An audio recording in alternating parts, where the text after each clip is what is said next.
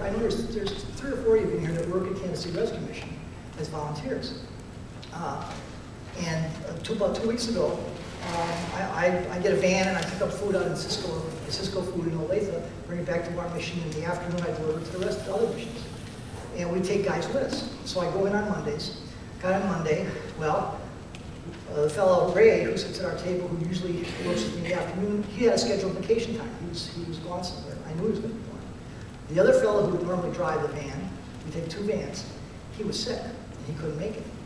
The third fellow that has insurance to drive the mission van wasn't there, nor was the lady who works in the kitchen. She wasn't there. There was just me that only had insurance to drive the van. Normally we take 2 vans. So one of them is a big enterprise van. It's a cargo van. I get a lot of stuff in it. The other one's a little passenger van that we take out the rear seat and I can get the produce and stuff in there. So we take usually 5 guys with us. So 2 drivers and 5 guys. That way no one has to work too hard. But it wasn't going to happen because there was nobody else to drive the van. So I was going to be stuck driving the van and putting stuff in the van myself, which is fine. So I went out to the guys that had volunteered to go out to Cisco, and they were all kind of short. You know, and I knew I needed somebody. I only could take 1 guy. In the cargo van, I had 1 seat. The passenger van, usually I can get all the rest of the guys in there. But in the van I was going to take out, there was only a seat. How many of you have seen The Green Mile? 1999 movie, I think it was.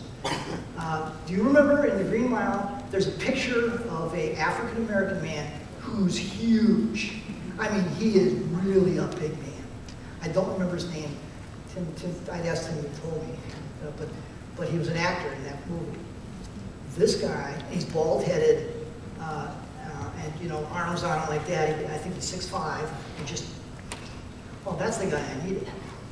You know, if I got to go out to pick up the food, and usually there's 3 or 4 pallets of food by myself, I needed 1 guy that was going to be fairly strong. So, and I didn't know him. He'd never been there before, and he's never been there since. But his name is Leslie. So I says, Leslie, how about you and I going out and we'll pick up the food today? He says, great. So we get in the van, and we start, and it's about a 20-minute drive from where our mission is on 1520 Cherry, close to Spencer, out to a lake. And we start talking, and son of a gun, he brings up, and one thing, once our discussion goes, I kind of ask how their spiritual dimension is, how their life is going. Hey, they're homeless at the rescue mission. I kind of can figure how their life is going. But I want to know how their spiritual dimension is, because that's the answer to most of their problems. So how does Leslie answer me? He answers me with these 2 verses that we talked about. I'm going to in John chapter 16, but I tell you the truth, it is for your good that I'm going away. Unless I go away, the Counselor will not come to you. But if I go, I will send him to you. And then he quotes the verse right below it that I said, John 14. I will ask the Father, he'll give you another helper, that he may be with you forever. The Spirit of truth, whom the world cannot receive because it does not see him or know him. But you know him because he abides in you and will be in you. Leslie says, he abides in me. He says, he's been with me. He says, I know I'm homeless. I know things aren't going so great, but that's God's plan. Stop. You know, I've been volunteering down there for 11 years. I never had anybody sit next to me talk to me like this guy is. He's not bitter. He's not upset. He doesn't have addiction problems like most of the guys do. And he's quoting me scripture correctly.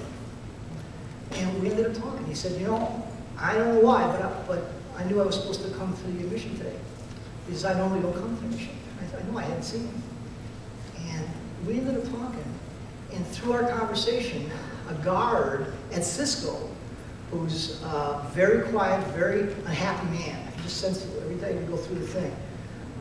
Leslie said, why don't we get him some iced tea, it's a hot day, and go back and talk to him for a minute.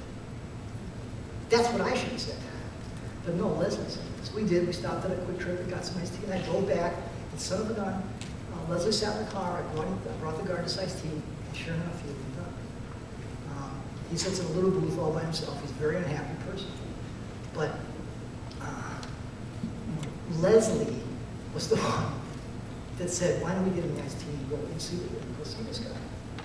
You know, I know, Leslie's never been back. Don't know where he is, don't know what happened. Sure, he was plenty strong. I'm sure he was glad he was there that day.